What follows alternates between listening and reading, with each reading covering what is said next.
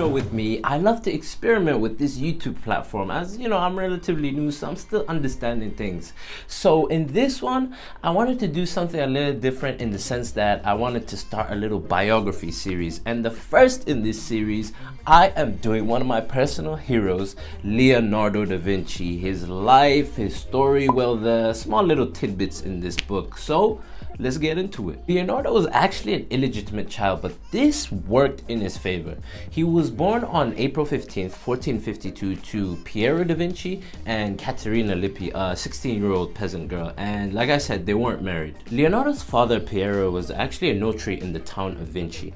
This meant that he worked for merchants and upper-crust princes, helping to resolve disputes and handling business transactions. And back in those days, the notary was actually a very respectable job, and this meant that Piero could actually use the honorific title Sir. Leonardo's father, his father, and his father were all notaries, and in normal circumstances, Leonardo would have became a notary himself. But because he was born out of wedlock, he was under no compulsion to join this business. To be a notary, you had to be in a guild, and there were certain requirements you needed to fulfill in order to join that guild. And needless to say, children that were born out of wedlock did not meet this criteria. This exclusion actually gave Leonardo the opportunity to flourish. And in hindsight, his father could have filled out paperwork to legitimize his child later on, but there was no point, because from a very young age you could tell that Leonardo was destined for a life as an artist. And in 1464, Leonardo and his father moved from Vinci to Florence, a city that was renowned for its art and commerce. And at the time, there were about 83 silk workers, 84 wood carvers, and 30 painters. And on top of that, the city had the highest literacy rate in all of Europe. And it was in Florence where Leonardo actually started to flourish. And when he moved to Florence, he attended the workshop of Andrea del Verrocchio, he was also an artist and an engineer, as well as his father's client. And back then, becoming an artist or painter was very much like becoming a carpenter or blacksmith. It was a very formal, artisanal job. Verrocchio's workshop was no different.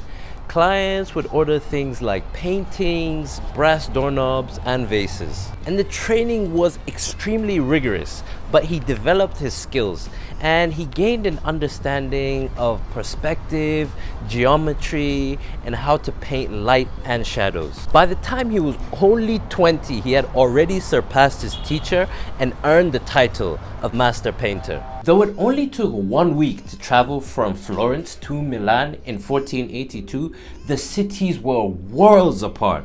And with Florence was more of a republic, and wealthy bankers were highly influential. But Milan, on the other side, was ruled by the Sforza family. Leonardo made his way to Milan in hopes of finding a willing patron in Ludovico Sforza, the future Duke of Milan.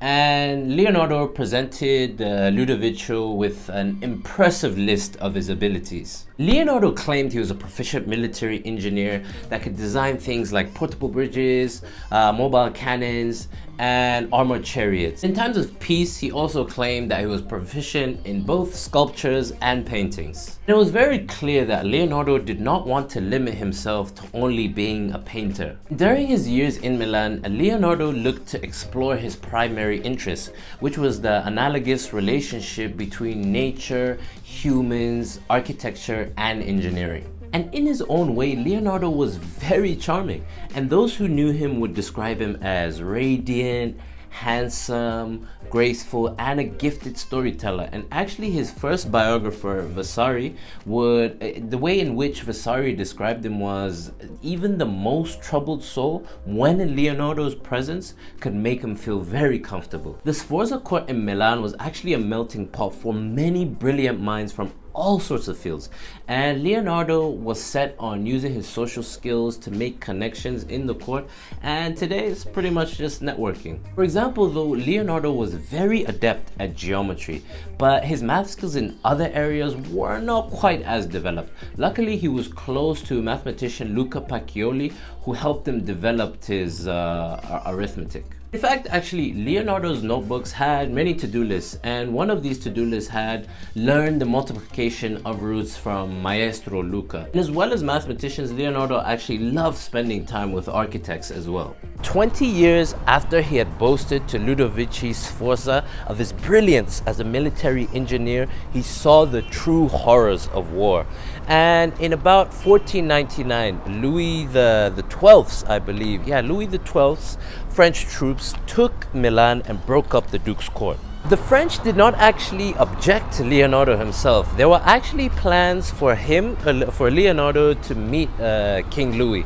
But the issue was, with all the ongoing military conflict, Leonardo had to make his way back to Florence. Later, he found himself under the wing of Cesare Borgia, and Cesare Borgia worked under King Louis and was looking to conquer different regions in Italy. And it was later actually when Niccolo Machiavelli, he was the author of The Prince, I'm sure all of you have heard about it, he actually negotiated Leonardo's services for Borgia under the surrender of Florence. With Borgia's approval, Leonardo toured the war-torn nation, and he suggested how bridges and fortresses could be improved upon. For example, he calculated that if fortresses had curved walls instead of flat ones, cannonballs would ricochet off, hence causing less damage. After 8 months, Leonardo had had enough. Borgia was known as a charismatic person, but he was also corrupt and vicious murderer. After all, Borgia was the one that Machiavelli had written The Prince about, and even Machiavelli himself was horrified by all that Borgia's army had done. Sadly, Leonardo had dreamt of becoming a military engineer his entire life, a dream that had turned into a nightmare. And throughout his years, Leonardo looked to unravel and understand the mysteries of the universe. And this wasn't because he was searching for fame or glory. It was because he was just driven by his curiosity. Specifically, his paintings were exercises in motion and emotion. A small gesture for Leonardo would show a person's mindset and motives. This is what made him one of the greatest painters of all time. He took something that was formerly still and static and breathed life into it. Take the Mona Lisa.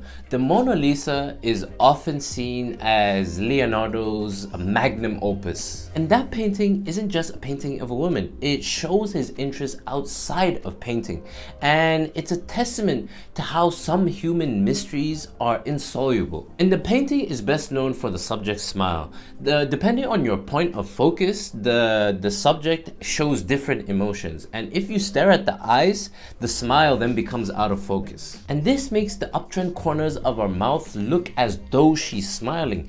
And if you look at the smile itself, it doesn't look like she's smiling at all. In this painting, Leonardo used his knowledge of optics and perception to help blur the landscape. And this juxtaposes the method of that day, which was to keep all aspects of the canvas in focus regardless of their respective distances. Leonardo would possess the Mona Lisa for the rest of his life, passing away 8 days after his 67th birthday on April 23rd, 1519. And that is it with this video. And as I said earlier, Leonardo da Vinci is one of my personal heroes, and I look to analyze and take into my life things he implemented in his life, hopefully reach half of the heights that he did.